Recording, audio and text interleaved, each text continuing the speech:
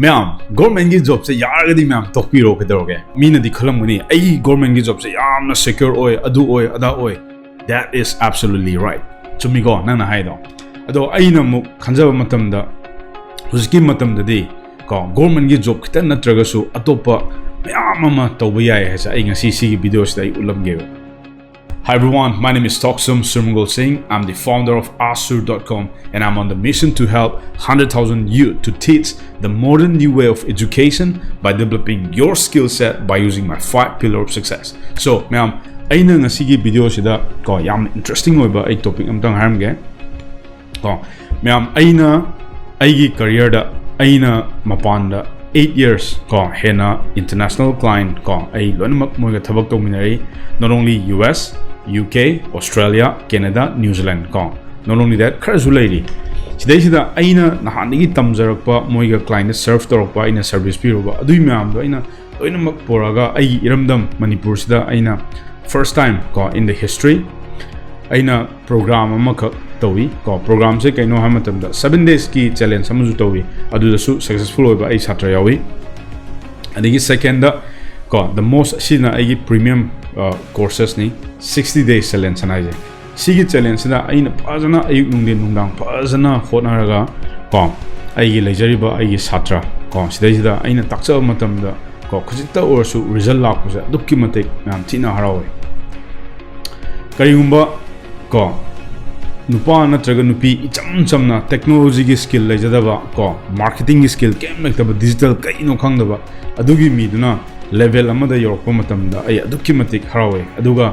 ko sidai sida ai di government gi job phangogdre na lehuba mayam do sida hujik aina hajadu sai digital gi skill ama haitari somju ko masimaktagi skill ama tambiraga apply to view nangna tamjariba ko mahido kanagumba amda apply to view ko any business owner amda adu somju adum pesa talakani ko adu government gi job ti ko it's a very limited moi tolop se amtina limited oi ko fix ni loan ga mulok se lo di pai so en lektre ko aduna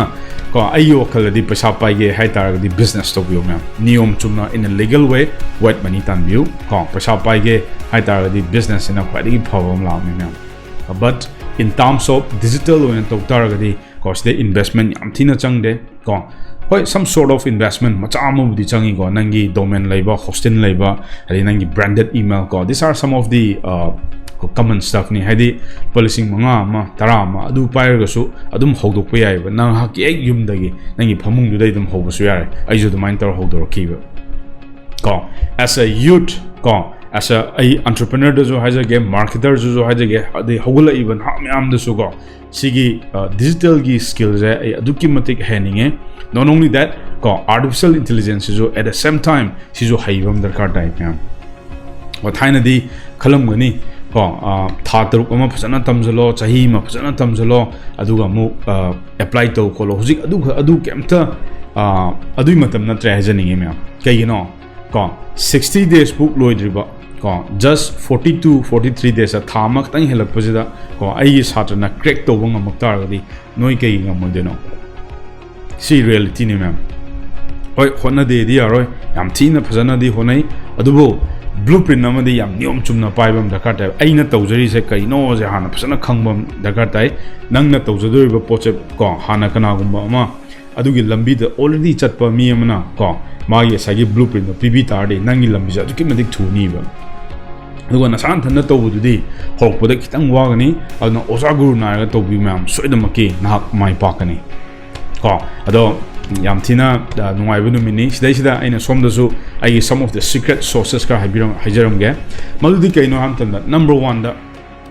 ko product ti leijaraba ko yonba matamda duki matik waraba ko sima lere second da khoigi nongna holeiba khoigi entrepreneur gi line da changni ba myam ma ko si interview ko number 1 da ai no music ko scratch se hotar di I will find the hot market khoi Manipur da ai ahoba yen kaniba problem se kaino na phasana ai research toroga ko aina solve to ngamba jaga mai thir kaniba ko hot market andi thir to so aroi kayumba ai gi market na hot uraktraba aina yonjadori product aduki matik wani ai simple example mai jage kayumba aina ising yo leba ising yam na khorang ba mi am da ising do ko lupa tara pibda lupa cham da yon ba ya doni ko ma'am aduna market che number 1 da ko na hot market am khangba ma am thina maru oi ko adigi number 2 da aigi customer or kado mi na kari pa mino aje phajana khangbam darkar taiba magi customer gi behavior magi interest magi passionate ko ade moino leiba problem si phajana khanga matung di nangi product to phajana yonba adu ki matik lairani ade number 3 da koina kadong customer na pami pocha koina chap chana pi bam darkar taiba ko CP dragdi husiki matamda ko nangna marketing to joi jaw moi adum kaw gini khalaga aduna mana pain po to chap chan pi tardi always ma return la ko chance am wange so adu gai bonus tips kara hajar nge bonus tip number 1 da kai no nangi product sa broke chat pa mi da di yon beer na as far as my experience broke chat pa mi da ko paisa like to mi da nangna na pusa podo yon sa lorba ko nangi refund policy like tardi always moi return la kani ba you will feel miserable always complain adum lakani yargadi ko nangi asagi audience of sana hana khangaga yonba ma adu yam thi mathok dai ko adu ai gi ma'am any product lai matamda ko khoi di dum khoi policy lai jai adu dum pi so aduna ma'am aina haijaningi ba point ti ko government gi job khatan natraga su ko isana karigumba ama skill ama hijataragadi ko manipur khatan natabida north ta tholaga india da tholaga worldwide ta tholaga nang pasha tan be ai sa ai student dagi ai proof tor ke ma'am da yai ko ma'am so aduna asi video se ma'am ne am chin nungai bi taragadi ma'am comment ta ibirmo ko what did you learn from this video so thank you everyone take care see the mo khoi kainer si ko next channel da muk thengner si aduna sigi channel se ma'am yaradi subscribe to mo like to so na pam any question related to digital marketing ma'am drop to mo I'll see you in next video thank you everyone appreciate it